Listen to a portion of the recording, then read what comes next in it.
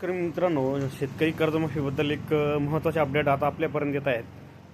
तर 15 फेब्रुवारीच्या आतमध्ये जेवढ्या पण छोट्या मोठ्या बँका असतील, नॅशनलाइज बँक असतील, सगळ्या बँकांना, ज्या बँका कर्ज शेतकऱ्यांना पीक कर्ज देतात अशा बँकांना निर्देश दिले होते शासनाने की सगळा डेटा आम्हाला तुम्ही डेटा द्या, की आम्हाला कर्जमाफीसाठी डेटा द्या.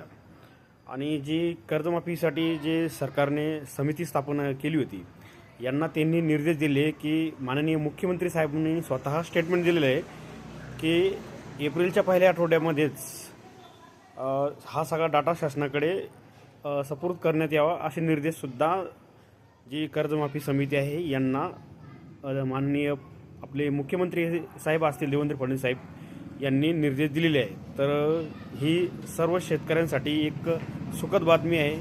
कसे निकष राहतील, काय राहतील, हे सगळं समिती ठरवणार आहे, असे पण मुख्यमंत्री साहेब म्हटले आहेत.